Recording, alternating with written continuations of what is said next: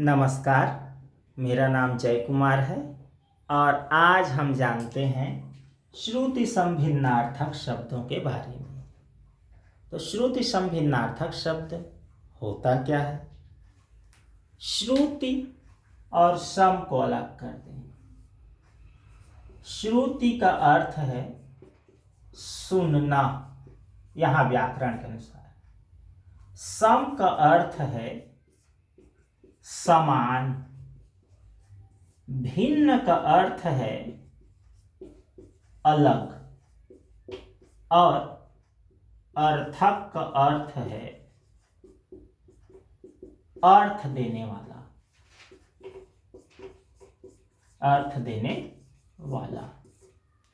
अब इसे समझते हैं। श्रुति माने सुनना, यानी कोई शब्द है। मान ले लेते हैं अली, बड़े की मात्रा और छोटे की मात्रा वाले भी अली। तो अली अली अली अली हम कह रहे हैं। यदि हम सही सही उच्चारण ना करें या मिलता जुलता सही भी उच्चारण करें तो हम सुनने वाले बहुत ज़्यादा ध्यान ना दें तो कैसा लगता है कि दोनों ही शब्द एक जैसे हैं। एक जैसे हमको लगते हैं। किसमें लगते हैं? सुनने में।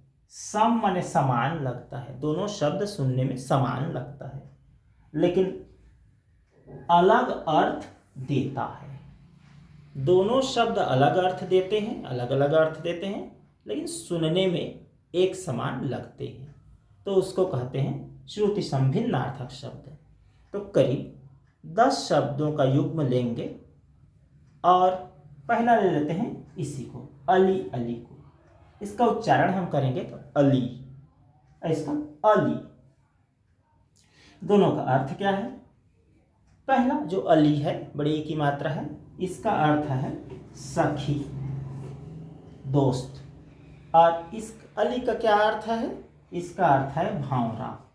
और की मात्रा रा का भी कर सकते हैं या भावरा, जो गुंजते रहता है, गुंजाते रहता है, भावरा। चलिए अब और करीब 9-10 शब्द युग्म देखते हैं और उसके बारे में जानते हैं। प्रसिद्ध को देख लेते हैं।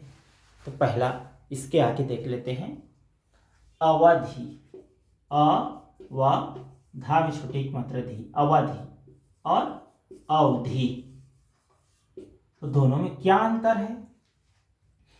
अवधि जो है उसका अर्थ है समय से है। समय का एक खंड है। माने 3 घंटे पेपर दिलाने के लिए दिए हैं तो उसको हम कहेंगे 3 घंटे की अवधि।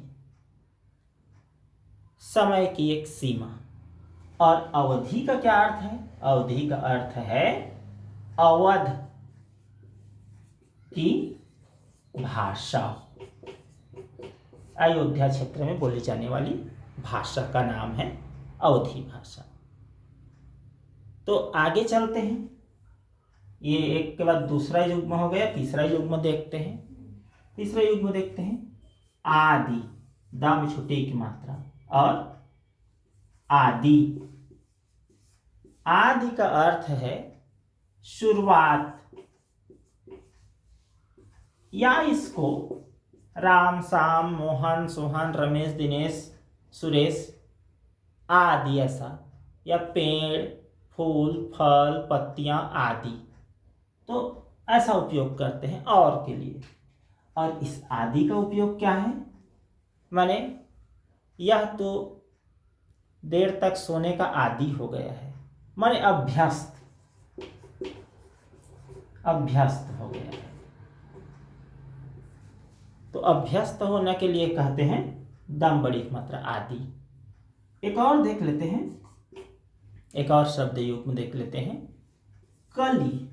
ला में छोटे की मात्रा और का ला में बड़ी की मात्रा कली।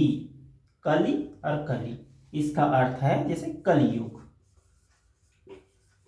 कलयुग मशीन के रखे लिए लेते हैं, कल माने मशीन, कलयुग। और कली, कली माने अध खिला फूल। आधा खिला हुआ माने आधे खिला, फूल के लिए कली शब्द का उपयोग करते हैं। तो बड़ा अंतर है। इसी प्रकार हम और देखते हैं, आगे हम देखते हैं और उस शब्द युग्म को लेते हैं कुल। का में छोटे उपमात्र कु और ला, अब का में बड़े उपमात्र कु और ला। तो इसका अर्थ है योग। कुल कितने शब्द कितने रुपये हुए, तो योग माने जोड़कर। इसका अर्थ हुआ परिवार, कुल का ध्यान रखो। वंश, वंश परिवार मिलते जुलते शब्द हैं। और इसका किनारा, नदी के कुल पर बैठे दो लोग, माने नदी के तट पर, किनारे पर। अंग्रेजी में ठंडा के लिए भी कह देते हैं, लेकिन चूंकि हम हिंदी पढ़ रहे हैं इसलिए किनारा तक ही लेंगे। अब अगला लेते हैं तरणी, अड़ा में छुटे की मात्रा, और तरणी अड़ा में बड़े की मात्रा। बड़ा अंतर है दोनों में। तरणी का अर्थ सूर्य से लेते हैं और नदी से भी ले लेते हैं, और तरणी का अर्थ है नाव, नौका।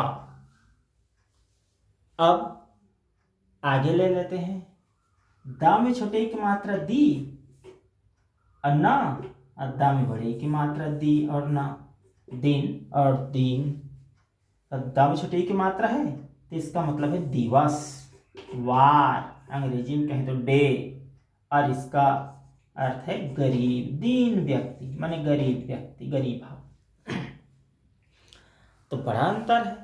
आगे देखते हैं, जिसमें बोलने में, सुनने में और उपयोग करने में भी कभी कभी हम भ्रमित होकर उपयोग कर देते हैं, और वह शब्द युग है परिमाण और परिणाम। शब्द उतने ही हैं, मात्राएं भी उतनी ही हैं, वैसे ही लगी हुई हैं। तो परि और परि तो एक जैसे ही है, और उसके बाद माण है और णाम है।